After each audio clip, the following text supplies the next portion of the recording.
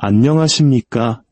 지식과 지혜의 빛을 탐구하는 여정에 함께 오신 것을 환영합니다. 오늘 우리가 나눌 이야기는 눈에 보이지 않는 세계와 우리 사이의 깊고 신비로운 연결에 관한 것입니다. 사랑하는 사람을 떠나보낸 경험이 있는 우리 모두는 한 번쯤 생각해 보았을 질문이 있습니다. 죽음 이후 우리의 사랑과 기도는 과연 그들에게 닿을 수 있을까요? 이 심오한 질문에 대해 20세기에 가장 존경받는 이탈리아의 성인 피에트렐치나의 성 비오, 우리에게는 비오 신부님으로 더 잘 알려진 분의 삶과 영적 체험을 통해 답을 찾아보고자 합니다. 본격적인 이야기에 앞서 잠시 시간을 내어주시길 부탁드립니다. 만약 오늘 이 이야기가 누군가의 마음에 작은 위로나 희망의 불씨가 될 수 있다고 느끼신다면 이 영상을 공유해 주십시오. 여러분의 나눔은 또 다른 이에게 은총을 전하는 통로가 될 수 있습니다. 구독과 좋아요는 저희가 계속해서 이러한 빛의 이야기를 만들어 나가는데 큰 힘이 됩니다. 이 영상을 듣는 모든 분들의 마음에 하느님의 평화가 가득하기를 빕니다. 비오 신부님에게 죽음은 사랑의 끝이 아니었습니다. 그것은 단지 또 다른 세상으로 들어가는 문이었습니다. 그리고 그는 우리가 사랑하는 이를 떠나보낸 후에도 우리의 기도와 미사, 작은 희생들이 우리가 상상할 수 없는 방식으로 그들에게 닿는다는 것을 목격했습니다. 그는 이렇게 말했습니다. 만약 여러분의 기도가 영혼들을 위해 무슨 일을 하는지 볼 수 있다면 여러분은 결코 기도를 멈추지 않을 것입니다. 비오 신부님에게 기도는 상징적인 위로가 아니었습니다. 그것은 보이지 않는 세계에서의 실제적인 움직임이었고 시간과 영혼을 잇는 빛의 달이었습니다. 이 진리가 처음 드러난 일화 중 하나는 산 조반니 로톤도의 어느 늦은 저녁에 일어났습니다. 한 수사님이 미사가 끝난 후 제의실에 남아 뒷정리를 하고 있었습니다. 일을 마치고 떠나려던 그의 눈에 제대 앞에 미동도 없이 무릎을 꿇고 있는 비오 신부님의 모습이 들어왔습니다. 입술만 겨우 움직이며 기도에 잠겨 있었습니다. 수사님은 조용히 기다렸지만 몇 분은 곧 1시간이 되었습니다. 마침내 비오 신부님이 천천히 일어섰을 때 그의 얼굴에는 눈물이 흐르고 있었습니다. 수사님이 무슨 일이 있느냐고 묻자 비오 신부님은 대답했습니다. 아니, 내 아들아, 아주 아름다운 일이 일어났단다. 그리고는 조용한 미소와 함께 말했습니다. 한 영혼이 천국에 들어갔어. 그는 기도 중에 마치 새벽 여명처럼 부드럽게 퍼져나가는 황금빛을 보았다고 설명했습니다. 그 빛 속에는 생전 한 번도 만난 적 없는 한 남자의 얼굴이 있었습니다. 그는 긴 잠에서 깨어난 듯 평화로운 모습이었습니다. 비오 신부님은 그가 천국 문턱에 얼마나 가까이 와 있는지도 모르는 딸이 바친 단 한 번의 묵주기도로 해방되었다고 말했습니다. 그 순간 이후 비오 신부님은 세상을 떠난 이들을 위한 기도에 대해 더욱 확신을 갖고 이야기하기 시작했습니다. 그는 우리의 기도, 특히 미사봉헌은 연옥의 문을 여는 열쇠와 같다고 말했습니다. 그것은 힘이 아닌 사랑으로 문을 여는 것입니다. 연옥의 영혼들은 스스로를 위해 기도할 수 없지만 사랑은 결코 기도를 멈추지 않으며 그 사랑이 그들의 숨결이 됩니다. 조상에 대한 깊은 공경과 제사를 통해 세상을 떠난 이들과의 연결을 중요시해 온 우리 한국인들에게 산자의 행위가 떠난 이에게 영향을 미친다는 이 생각은 어쩌면 특별한 울림으로 다가올지도 모릅니다. 비오 신부님은 연옥의 영혼들을 어둠 속에 서서 멀리 있는 빛을 바라보는 사람들에 비유했습니다. 그들은 이미 자신들이 가야 할 곳을 알고 있지만 스스로를 정화하는 그림자를 통과해야만 합니다. 우리의 기도는 그 길을 단축시켜줍니다. 비오 신부님은 자신의 편지에서 기도 중에 연옥 영혼들이 자신을 찾아와 동정이 아닌 도움을 청하는 것을 자주 본다고 묘사했습니다.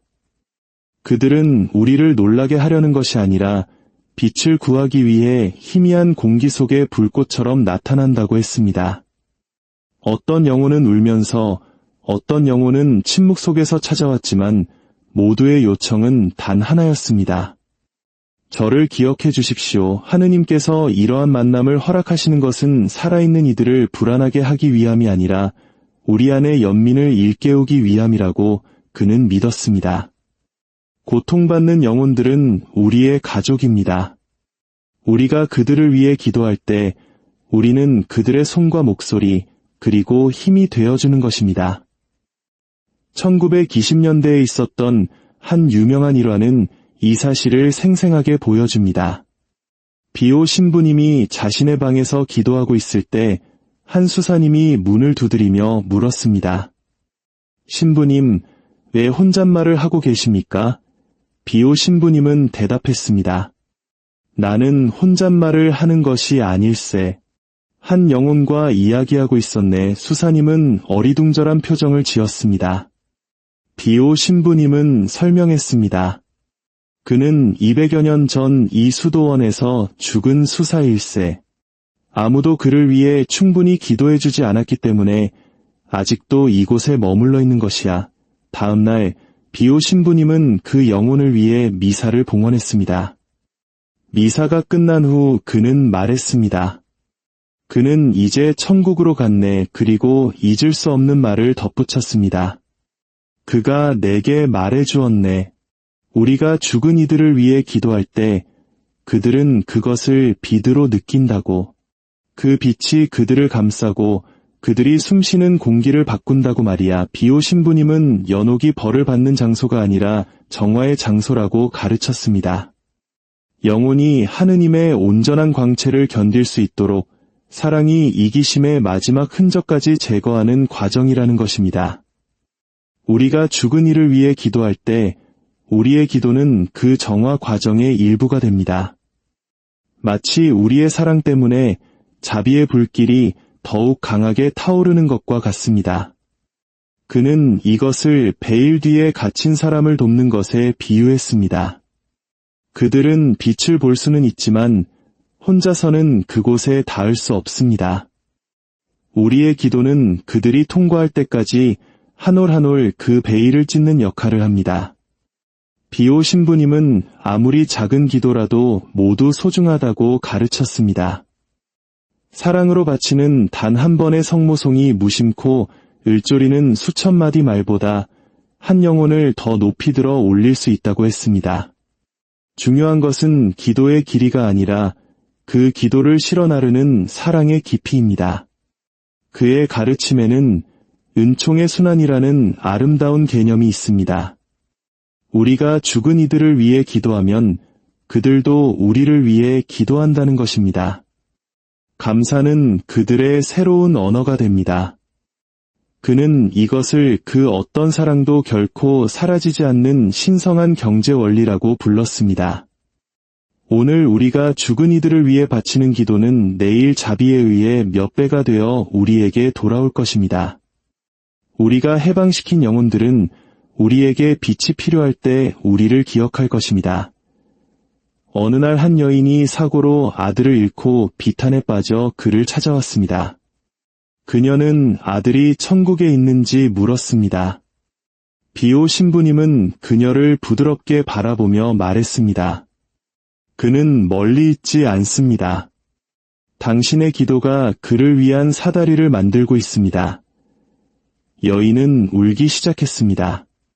비오 신부님은 말을 이었습니다. 당신의 슬픔으로 그를 재촉하지 마십시오. 당신의 사랑으로 그를 들어 올리십시오. 기도 하나하나가 사다리의 한 칸입니다. 언젠가 당신은 그 꼭대기에서 아들을 만나게 될 것입니다. 비오 신부님은 우리가 죽은 이들을 위해 미사나 기도를 바칠 때 그 효과는 우리가 이름을 부르는 영혼을 훨씬 넘어선다고 믿었습니다. 그것은 한 명 이상의 나그네를 따뜻하게 하는 불과 같다고 했습니다. 그의 환시 속에서 연옥은 동굴이나 감옥이 아니라 부드러운 여명으로 뒤덮인 광활한 풍경으로 나타나기도 했습니다. 영혼들은 빛이 비치는 먼 지평선을 향해 천천히 걷고 있었습니다. 그러나 기도를 받는 영혼들은 더 빨리 걸었습니다. 마치 어깨 위에 짐이 가벼워진 듯 안도하며 움직였다고 합니다. 그는 거듭 강조했습니다. 어떤 기도도 헛되지 않습니다. 우리가 속삭인 후 잊어버린 기도조차도, 산만한 마음으로 바친 기도조차도, 스스로 자격이 없다고 느끼는 이가 한 기도조차도 말입니다. 하느님께서는 진실한 사랑의 모든 조각을 다른 영혼의 여정을 위한 연료로 사용하십니다. 비오 신부님은 죽은 이를 위한 기도가 순수한 이타심의 행위라고 믿었습니다. 아무도 보지 않고 아무도 박수치지 않습니다. 즉각적인 보상도 없습니다. 그러나 천국은 그것을 다이아몬드처럼 소중히 여긴다고 그는 말했습니다. 왜냐하면 그것은 아무런 기대를 하지 않는 순수한 사랑이기 때문입니다. 우리의 기도로 해방된 영혼들은 우리를 위한 강력한 전구자가 됩니다. 그들은 당신의 가족을 위해 기도하고 당신의 자녀들을 보호하며 시련 속에서 당신과 동행할 것입니다.